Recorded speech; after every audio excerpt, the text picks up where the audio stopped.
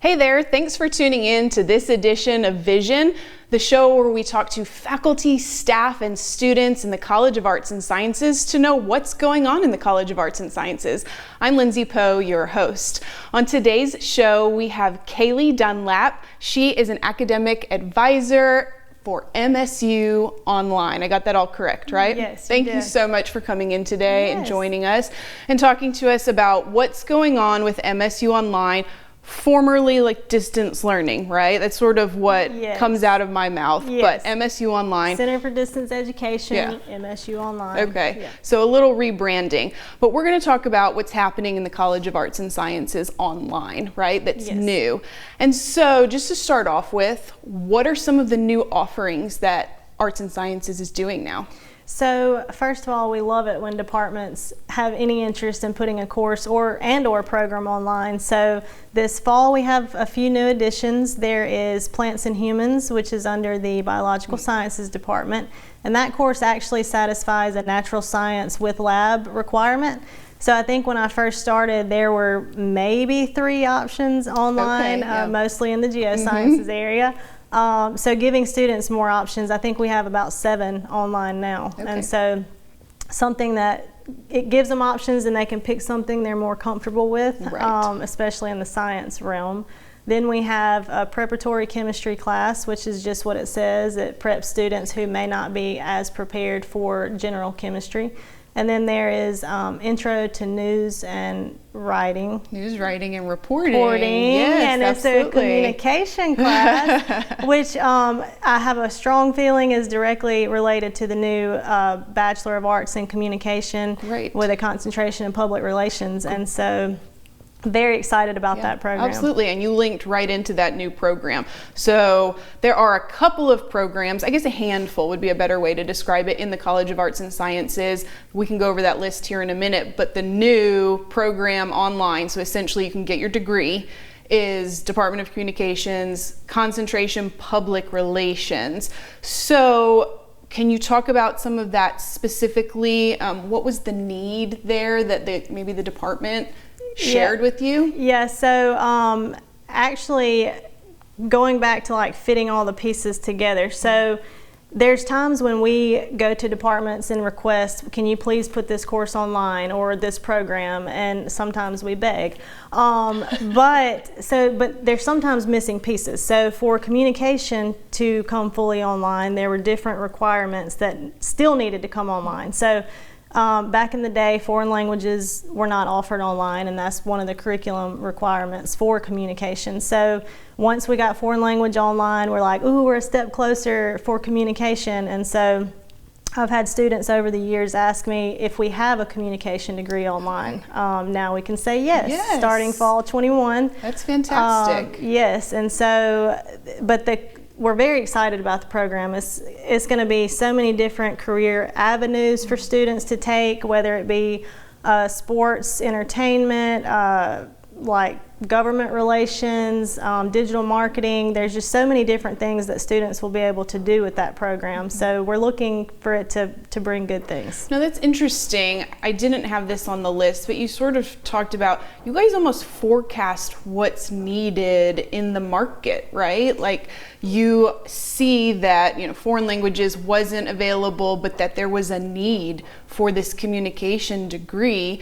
So you guys do a lot of that. There are a lot of moving parts with making this stuff happen? Yes, for sure. And I can't really say that we do all of that, but we are partnered with EAB, the Education Advisory Board. They do different market research plans for us if we're interested in putting a degree online, and the department maybe wants to know the need for putting it on. Is it worth us doing that? Is it smart to do that? Is there a need for it? So that's been really helpful with deciding what programs to bring online and if they would be successful. Right, and these programs that shift online, they mimic what's happening on campus almost exactly, right? So it's not like you're taking an online program or getting a degree and it's bad in some way or it's missing an element, right? Right, and that's all part of the approval process to even be able to offer it. You have to show exactly how it relates to the main campus program, because we have the same faculty, same instructors, it's the same quality program, same rigor. So yeah. So are students already interested in that BA in communications? Are you seeing people interested? Are they signed up? Is that happening already? I looked the other day, and I think we have 2 admitted so far for fall. I'm not exactly sure about the admission apps, but sometimes it takes that first semester of a new program before it really takes off.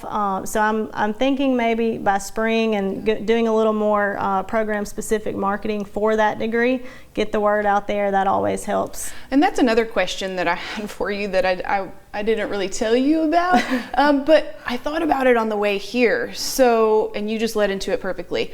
How do you get the word out, right? What is the best way for these online students? So you think about people that come to campus, maybe they're getting stuff in the mail, they're getting an email. Is it the same type of branding and marketing? So I am not a marketing expert, but we do a lot of digital marketing. So, and that's really the only term I know as far as that goes. But a lot of our students, so we do a student satisfaction survey, and all of the programs, the students responded about how they heard about us. It was word of mouth. Okay. Most every program. And so it just takes getting that word out. It takes one person to enroll in the program, spread the word about it. It takes, if you have a company who their employees are enrolled, the whole company knows about it, so it really does help to get the word out, and from there they did the rest of it. Fantastic. Okay, so what are the other programs and options in the College of Arts and Sciences currently? So we have,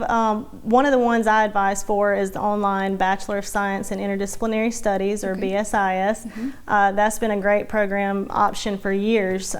Students are able to pick emphasis areas to focus on to really tailor the degree to their career goals and interests.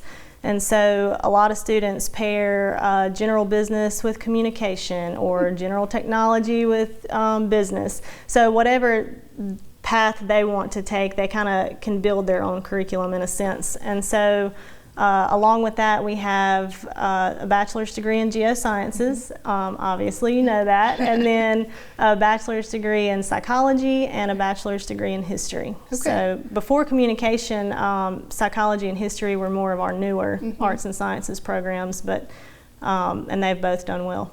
Fantastic. And it seems like that sort of runs the gamut on a lot of different programs, right? Different kinds of programs, from science to communication, sort of that liberal arts type of program. And again, when I first started, we had 4 total bachelor's degrees online across all colleges, and now we have 11 total. Wow. So it's fantastic. Definitely getting some options out there. It is. And I mean, in general with online learning then, let's talk about that, right? Who takes online classes? What does the typical, if you can even talk about a typical student, what does the typical student look like? So in a literal sense, our students, both undergraduate and graduate students online, are right there in that 23 to 24-year-old range primarily. Now we have the whole spectrum covered. We have from 21 to 74 years old enrolled, and so we've got them all. But as far as in a general sense, what the online student looks like, they're non-traditional students. There's probably a million reasons why they can't physically attend a classroom and sit in class, but most of them have full-time jobs and families and responsibilities.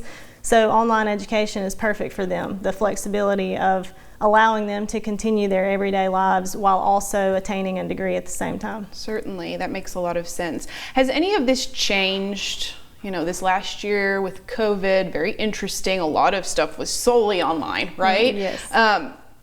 Do you think there's a new audience, new market for online learning because of COVID-19? I will say definitely the transition to online because of COVID brought awareness and recognition to online education in general.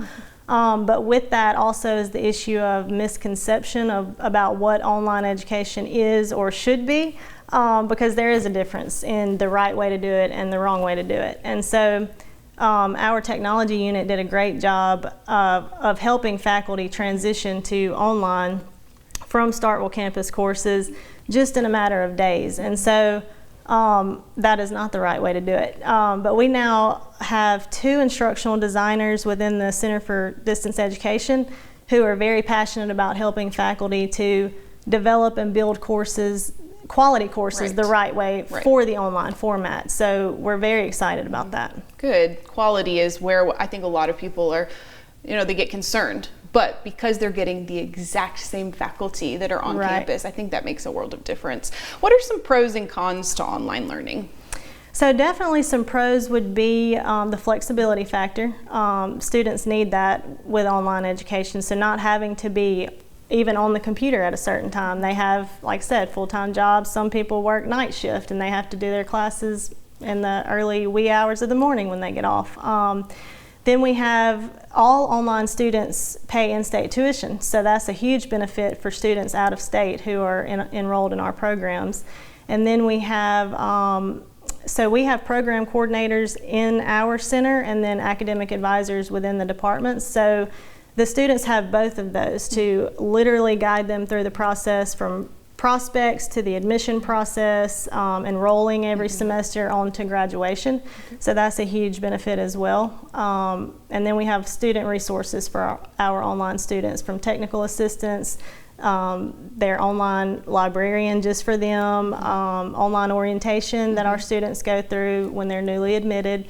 So that's to acclimate them with the online learning environment in Canvas. So those are all benefits. And then I would say the cons would probably depend on the student. So that's not everybody's cut out for online education. Well, that's interesting. So if someone's watching this and they're a student, maybe they're a non-traditional student, they are a fan of the College of Arts and Sciences, and they're watching this, what would you say to them as advice if they're thinking about doing an online program? Who succeeds? What type of characteristics do you need to succeed in an online program? I would certainly say you need to be self-disciplined, motivated to do an online program, because if you think about it, out of sight, out of mind a lot of times. So if you're not being held accountable to physically go to class 2 and 3 times a week, then it's easy for them to forget they're even in a class or that an assignment is coming up. So definitely need to be prepared and know if you're ready for online education in that sense. Yeah. Okay, we have about 30 seconds left. What is your favorite part of your job and dealing with these online students? Has to be graduation every year, because that's sometimes we have a graduation reception for our students, and that's sometimes the first time we meet them, and it's the best thing ever. All right. Well, thank you so much for being on the show today. We learned so much about MSU's online program, including everything that you need to know about the College of Arts and Sciences online. Thank you so much for tuning into this edition of Vision. We'll see you next time.